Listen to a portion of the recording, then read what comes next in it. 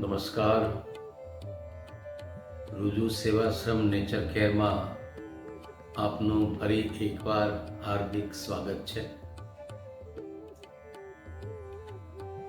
હાલનો યુગ યુવા દેખાવામાં ગૌરવ અનુભવે છે. દરેક વ્યક્તિ યુવા રહેવાનું વિચારે છે. તો ચીર યૌવન કેવી રીતે પ્રાપ્ત કરવું, એના માટે સર્વાંગાસનમાં ચત્તા સૂઈને બંને હાથ શરીરની બાજુ પર રાખવાના હોય છે. બંને પગને ભેગા રાખી એડી અંગૂઠા ઘૂંટણને જોડી રાખી ઘૂંટણમાંથી પગને વાળ્યા વિના સીધા ઉપર ઊંચકી જવાના હોય છે. અને એમાં ખૂબ ઉપર ઊંચક્યા પછી જ્યારે ગરદન બિલકુલ આ રીતે થઈ જાય ત્યારે બંને હાથને કમર સાથે ટેકવી દેવામાં આવે છે, કોણીઓ જમીન સાથે, અને બંને હાથથી કમરને પકડી લેવાની હોય છે અને પગને ઊંચા રાખવાના હોય છે. હવે અહીં આ આસન આપણને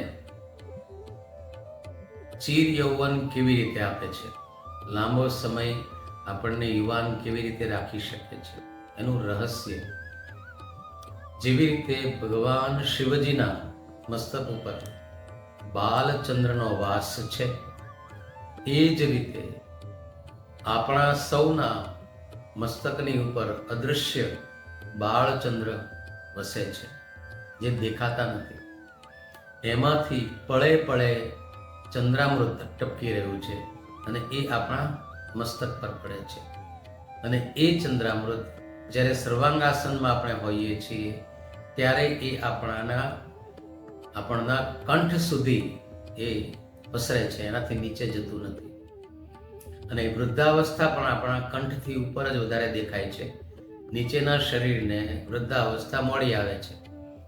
એનું કારણ એ છે કે ચંદ્રામૃત જે ટપકી રહ્યું છે તો પળે પળે ટપકી જ રહ્યું છે, પણ આપણે સીધા બેઠા હોઈએ છીએ કે ઊભા હોઈએ છીએ ત્યારે એ ચંદ્રામૃત નાભીમાં સૂર્યનો વાસ છે.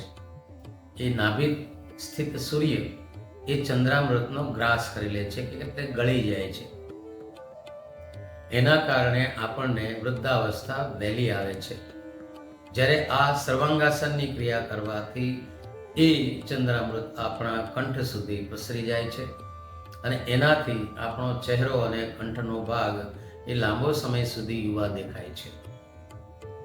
હવે આ આસન કરવાથી ગરદન સળંગ આ રીતે રહેવાથી સર્વાઇકલ પ્રોબ્લેમ, શરીરના ગરદનના ભાગને દુખાવો આપી શકે છે.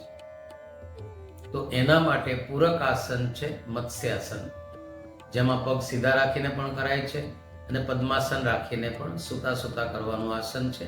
જે રોજે રોજ કરવાથી, સવારના પહોરમાં ખાલી પેટે રોજે રોજ કરવાથી ચંદ્રામૃતનો આપણને પૂરો લાભ મળે છે. હવે અહીં સાવધાની શું રાખવાની છે, તો સર્વાંગાસન તમે 10 મિનિટ કર્યું તો 3 મિનિટનું તમારું મત્સ્યાસન હોવું જરૂરી છે. એ પૂરક આસન છે અને પૂરક આસનથી આપણા શરીરને જે નુકસાન થતા હોય છે એ દૂર થાય છે. એના માટે પૂરક આસનની ગોઠવણ હોય છે. વિડીયો ગમ્યો હોય તો લાઈક કરો, શેર કરો, બેલ આઇકોન દબાવો અને હા, સબસ્ક્રાઇબ કરો અને કરાવો. ધન્યવાદ.